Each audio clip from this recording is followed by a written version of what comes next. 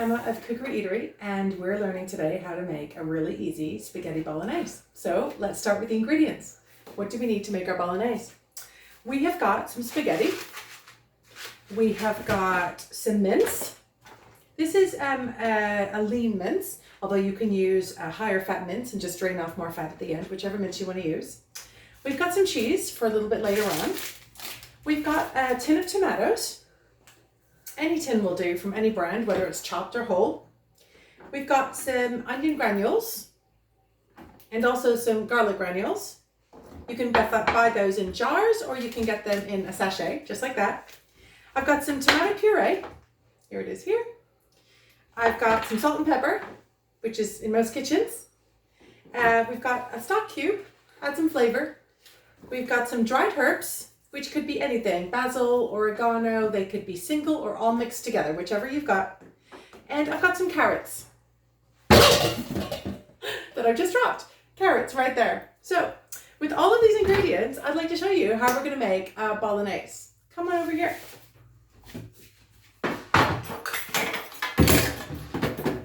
I have set up my workstation so that everything I need is right here for me to make my food. I have already got a pot on the cooker, so I need you to get a pot, large pot, and fill it about 3/4 full with water. So you can use the tap to do that. Mine's already got 3/4 filled with water. What I want you to do now is turn that on. We're gonna start to cook the pasta. So you're gonna turn it on to a high heat so that we can get the water boiling really, really quickly. And into that pot of water, you're gonna put a little bit of salt. And that's to improve the taste of the pasta. So just get your salt and put a couple of sprinkles of salt in. That's fine. That is going to boil away. We don't want to put our pasta in until the water has boiled. So we're going to hold off on our pasta for now, and we're going to get going with making our sauce. So what's in our sauce? Well, we're going to start off with mince. You can either have mince that is beef mince like this, or you can use a veggie alternative, which is something like corn or another product that can be plant-based. So I'm going to open up my mince, and with this, I'm going to put it straight into another pot. Let me show you. I'm trying not to touch my mince so that I don't have to wash my hands again. My hands have already been washed, and I don't need to touch this. I can put it straight into the pan. So I've got a second pan. This one is a relatively deep pan, and it's quite large, and it's great for making sauces. You can use any pan that you've got to hand. And then you take your mince and you put it inside of the pot. I'm gonna get these things away for recycling a bit later. I'm gonna turn my heat on. I'm gonna go on to a nice low temperature. I'm not trying to cook my meat too quickly because that will make it tough, and it might not be as nice as if you were to cook it a little bit more slowly. With a wooden spoon, I'm going to start to break up the bits of meat, and you can do the same thing with your plant-based if you're working with an alternative. So it's beef that I'm using. I'm doing the meat-based version, and beef is what's assumed would go into a bolognese. However, some people have made their bolognese with turkey mince or chicken mince. Lamb mince is very, very popular for a bolognese, as is you could use pork as well. So what I'm trying to do here is I'm trying to cook down my mince. And when mince cooks, it will go from a very, very red color if it's lamb or beef. If it's chicken or turkey, it's going to go from a pink color to a white color.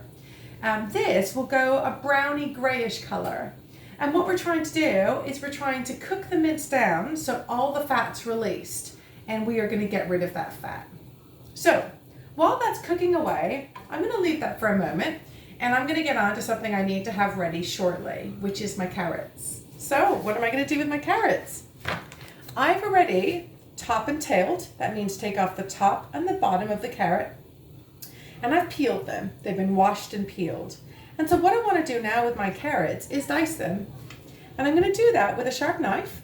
Please would you ensure in your home that an adult or a child who is capable of using a sharp knife, and certainly over 8 years old, is doing this job. So I'm going from the back of the carrot straight to the front. I'm going to cut it into halves, and then I'm going to take those halves and cut them into quarters, lengthways. So I now have a carrot that's been quartered, and it's been quartered not this way, it's been quartered so it's into 4 big batons.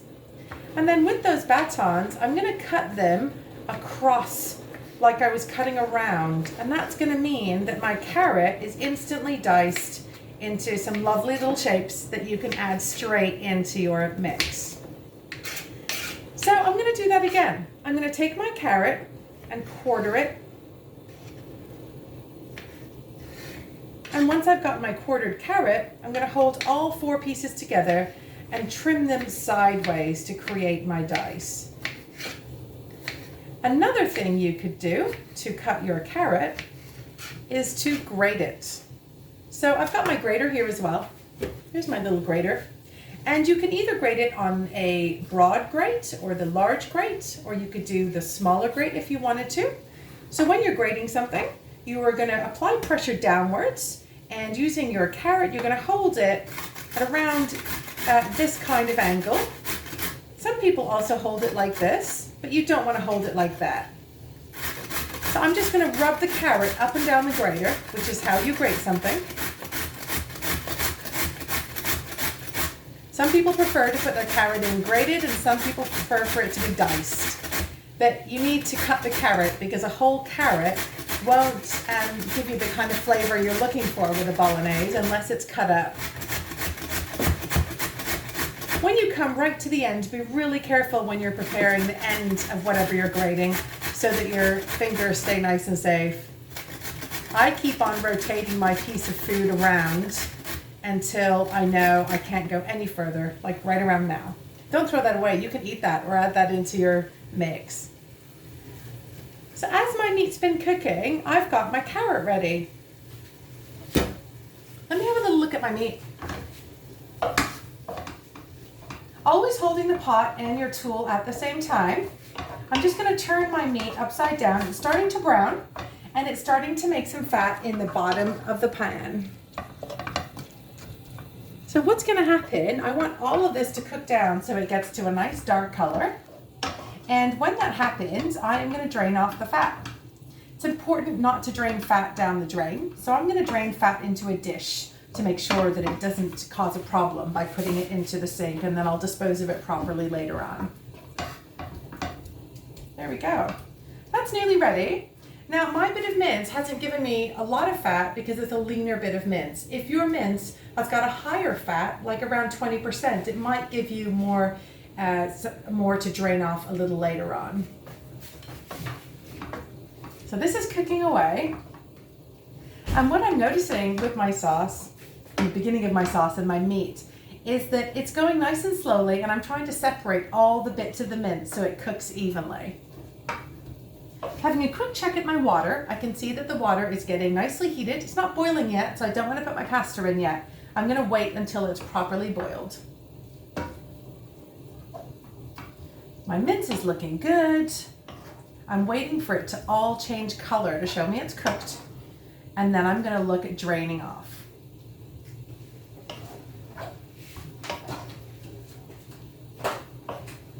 There we go. I think we're ready. So I am going to get my little dish that I'm going to drain my fat into. And I'm going to do it really, really easily. Let me turn off the heat for now.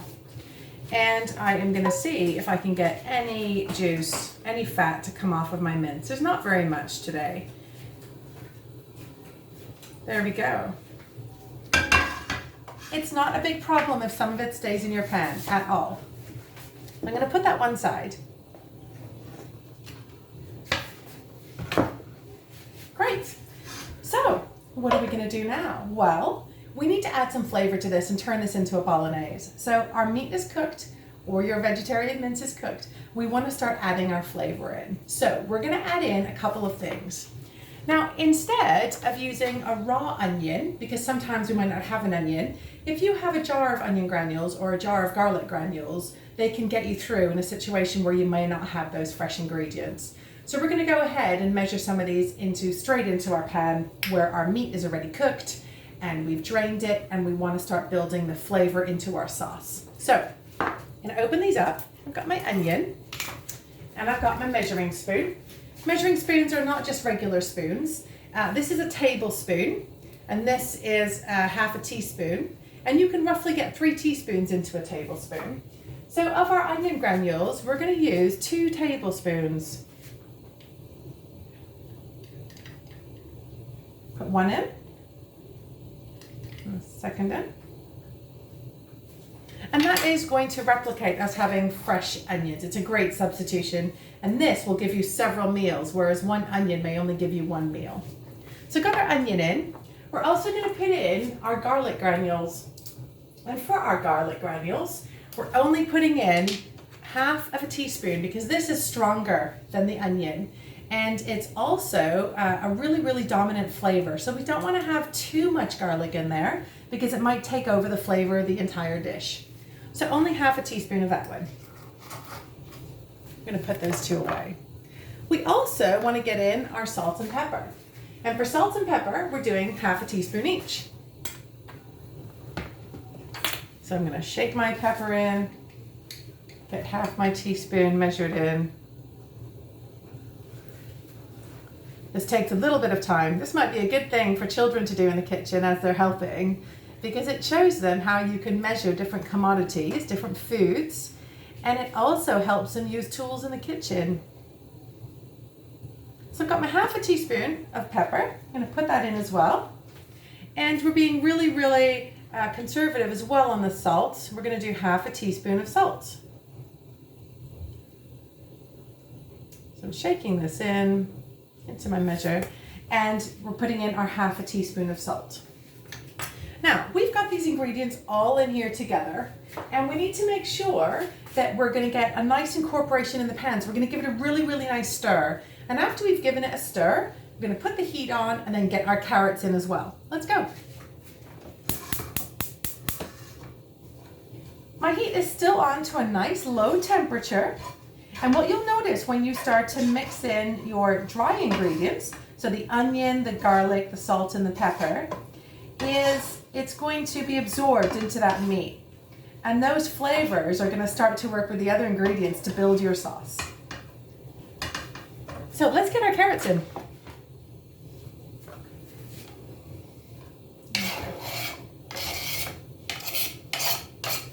Perfect. And I'm going to turn that up a little bit.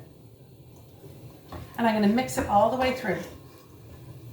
Now I've got 2 different textures of carrots, and mine's definitely going to have a different mouthfeel.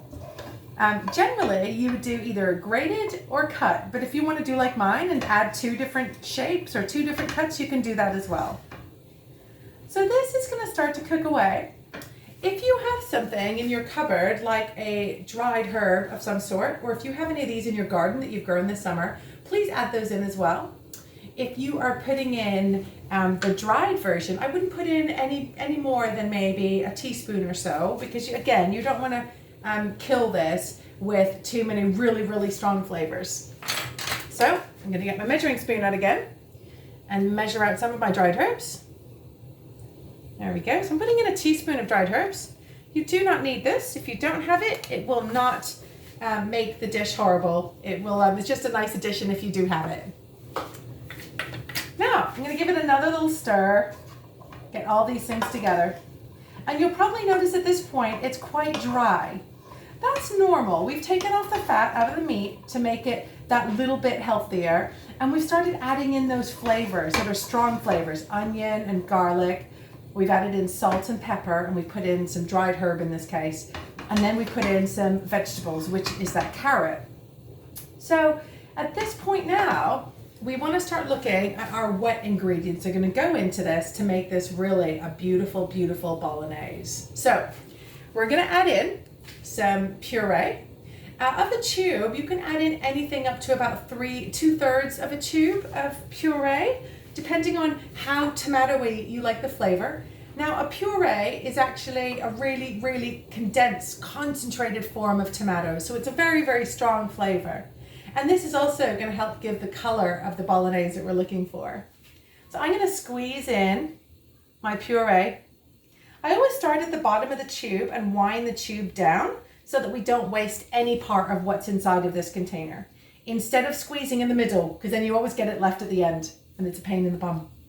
So we're gonna go all the way out, all the way out. I think we're gonna stop there for now and see how we go. I'd also like to get in my tin tomatoes. Now your tomatoes could be cherry tomatoes, plum tomatoes, any kind of tomatoes will be fine. And they could be either chopped or whole, any of that's fine. They might even come in a bigger tin, or they could come in a little Tetra Pak that you have to break off the top seal and it's got a foil lining. Those are okay too. To open up our tin, we're gonna do it really safely. We're gonna put our hand around the barrel of the tin, and then we are going to just release that ring pull slightly by either a knife or your nail or a fork, some tool. We're gonna push the ring pull back once, and then with our thumb in the middle of the tin and our index finger in the ring, we're just gonna pull up and back. And when we do that and get to the end, we should wiggle it a bit and it's off. These are recyclable, so after we finish using them, I'd like you to give them a rinse and put them for your recycling. So now I'm gonna get the tomatoes in.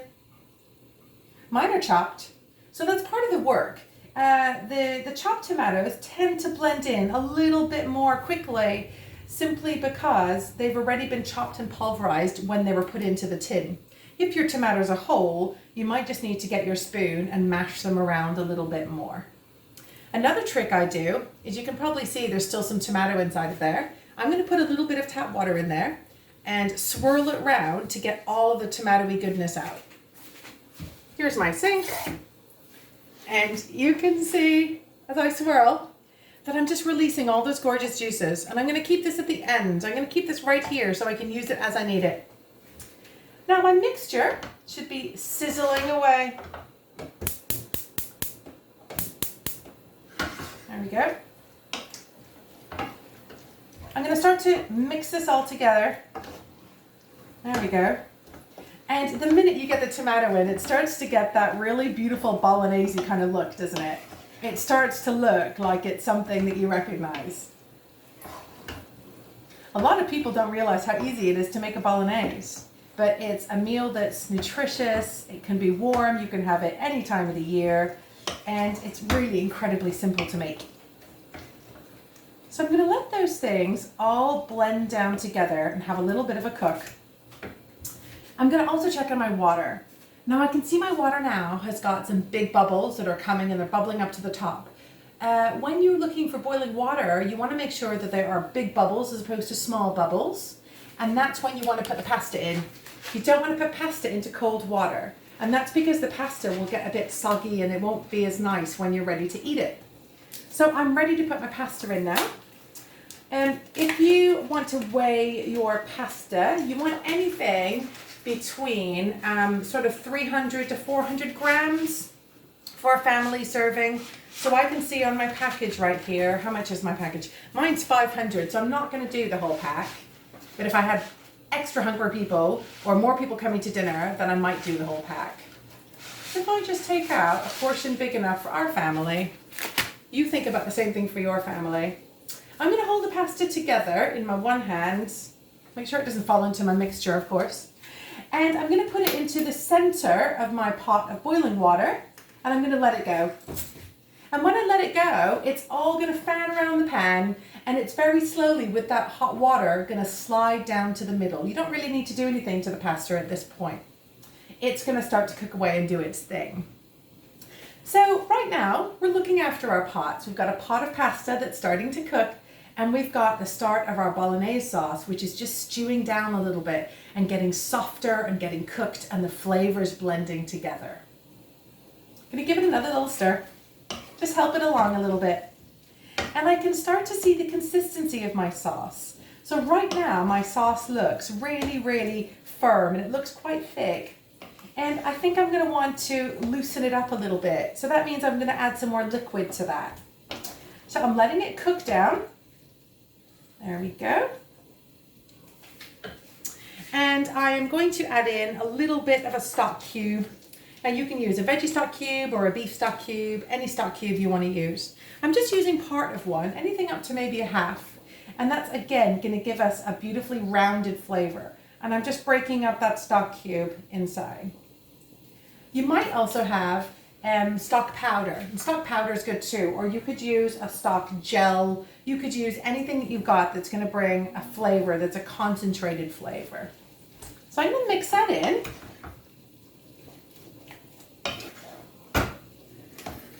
Making sure that none of this is on too high of a temperature because we don't want this to burn. We want it to cook nice and softly and easily. I'm having a look at my pasta, and my pasta looks like it needs a little bit of help. So I'm going to use the tongs. You could use a spoon or anything you've got just to bring my pasta into the pot and make sure it's all there in the water boiling.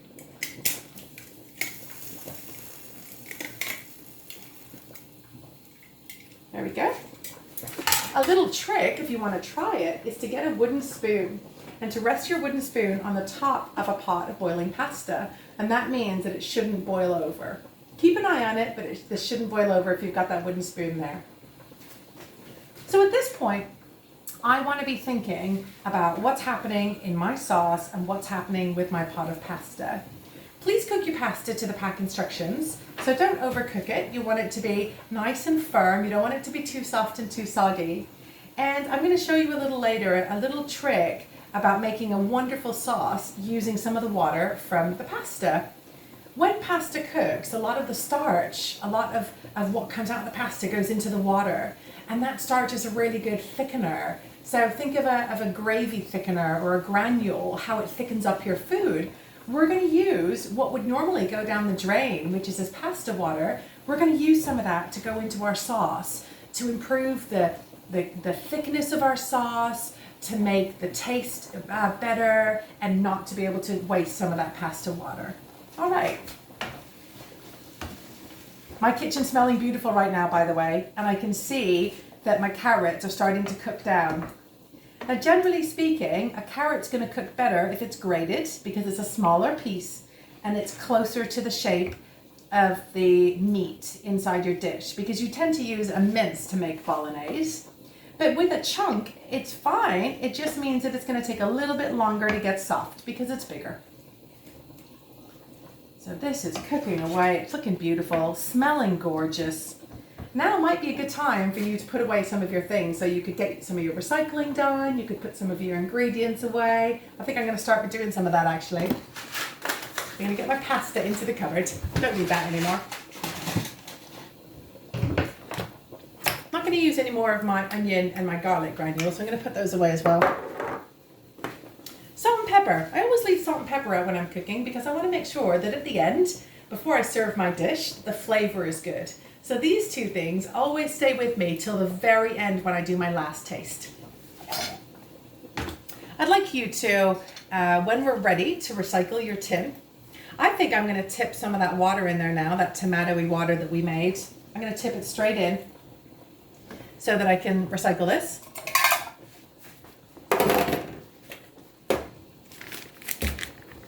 And then I'm left with very few ingredients in front of me and a clear workspace. And it means that I can cook and enjoy and not feel kind of the pressure of having everything all around me. My space is ordered, and it's going to be kept probably more clean in that way, and a lot easier to get your cooking done quickly and well. So sauce is looking beautiful, pasta's cooking away. I think I want to add a little bit of that pasta water into my sauce right now. So you can use a spoon or a ladle. Just be very, very careful when you're taking hot water out of your pasta pot. So I'm just going to take a little bit out of there and put it in. I'm just going spoon by spoon to make sure that I don't put too much. And I'm going to give it another little stir.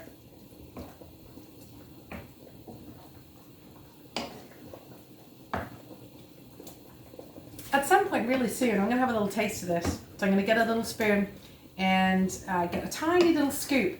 What I'm doing with taste is I'm just trying to see if I've got the flavorings right. Every time you cook, things taste different, and you always want to make sure that you're happy with the outcome before you serve it up. Get my little spoon. Let me have a taste of this beauty. I'm going in for the liquidy part because the liquid part of any dish is where you're going to get the flavor.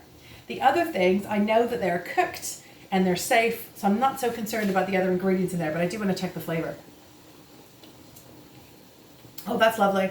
I'm really happy with that actually. And I think putting the stock in just towards the end has given me a really, really good balance of all those lovely, savory, earthy, kind of comfort food kind of feeling. So the sauce is looking to me a little bit better in the consistency. It's looking a bit softer, a bit more loose. It's looking like it's going to cover the pasta beautifully when the pasta's ready. I think I'm going to put in a couple more ladles of this pasta water, and then I'm going to call it a day with that. There we go. That's a trick I learned from a really good Italian friend of mine. And I think Italians say, you know, why don't everybody around the world cook pasta sauces with the water? They think that's just how you do it all the time. But I was late to come to that trick. So I'm really happy to share that trick and that tip with you today. We're going to do that again. You just wait and see. We have another recipe at some point soon, and we are going to see how we can use that tip again. So this is cooking away. And we are going to get on with something else just before our pasta's ready. I want to have a little look and see how my pasta's doing. I want to make sure it's not sticking to the bottom. So I'm not doing a lot of stirring. I'm just doing one stir to make sure the base isn't sticking and let that continue to cook. So while my sauce is cooking and my pasta is finishing, I want to get my cheese ready. Now I used my grater earlier for the carrot, and I'm just going to give that a little bit of a wash. Come back to my work surface, and on my work surface I'm going to take my cheese, and with another knife I'm going to cut a bit of cheese, and I'm going to grate it. And this grated cheese is going straight into a bowl, and that will be served on top of my spaghetti when it's ready. So again, when you're grating, just make sure your fingers aren't getting too close to the actual blades. So the bits on a grater are sharpened holes, essentially. And when you rub something against it, those sharpened bits work like a knife, just like a lot of knives on one metal surface. Or you can get plastic graters and get all sorts of graters. So you're gonna get that into a bowl. And once that's into a bowl, I've got that beautifully grated cheese. Now I would suggest to you, if you can, buy cheese that needs to be grated. Don't buy the cheese that is already grated. It's more expensive, and it is also coated with something to make sure it doesn't all stick together. And it's such an easy thing to do, and it's such a great thing for children to learn, that all round it's a good idea for you to buy a block of cheese, and then you have it for longer. It's not cost you as much money, and you can choose to grate it whenever you'd like to. And also know, cheese is great to freeze. It freezes beautifully. So you could actually buy a piece of cheese and freeze a part of it, knowing that you're not going to affect the safety or the quality of the cheese. And my sauce is looking absolutely beautiful. I've got one more tip to share with you about a bolognese, and that's about how you're going to put it onto the table. So a lot of people will take a bowl and put their pasta in the bowl and the sauce on top. But Italians don't do that. They put their pasta into the pot of cooking sauce and they turn it around. And that's what I'd like you to do. When your pasta is ready, we are going to drain it into the sink. And at that point, we are then going to take that cooked pasta and put it into our sauce and mix it all together before serving. Let me have a look at the pasta. It's looking really, really nice. It's looking soft, but not too soft. It's moving in the right kind of way. I think we're ready. So very carefully now, we're going to get an angle of me going a little bit further, because I'm going to be taking my pot, and my pot is actually going to be coming over to the sink to drain the pasta. So here's my pot. It's actually a little bit warm, so I'm going to use a tea towel, or you could use some oven mitts in order to hold it. I'm going to take it off the cooker. Here we go. Here we go. And it's coming straight over here into my colander. There we are. Fantastic. So with that, I'm just going to lift it out of the water, put it straight back on there, and take it over to the cooker again. And I'm going to turn my heat off. Our pasta's ready. Please be really careful when you're transferring hot liquids in your kitchen. Make sure there are no children around you, and make sure that they also understand. You can say, I'm coming through something really hot, please be careful. Communication in a kitchen is so important, so just let people know if you're handling something sharp or hot or something you need to do quickly, let the people around you know what you're doing, okay? So, my sauce is looking stunning. I think my sauce is ready. I'm actually at this point going to turn it off, and I'm going to take my pasta and put my pasta into my sauce. I've put the whole thing in. And once I've done that, I'm now going to start to move everything around inside this pan. And this is the trick that Italians think that everybody does, but we don't really do. Between this and the pasta water, I think they think we do this. And I'd like you to start doing this. What it means is that the sauce goes all over your beautiful pasta.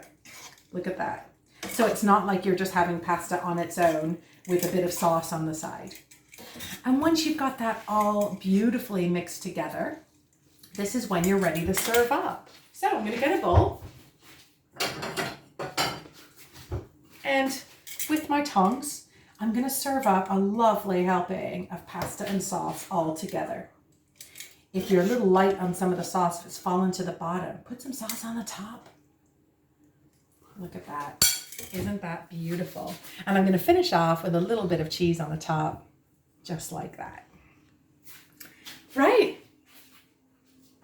That is spaghetti bolognese. Really, really simply, really easily, really quick, and a beautifully nutritious meal.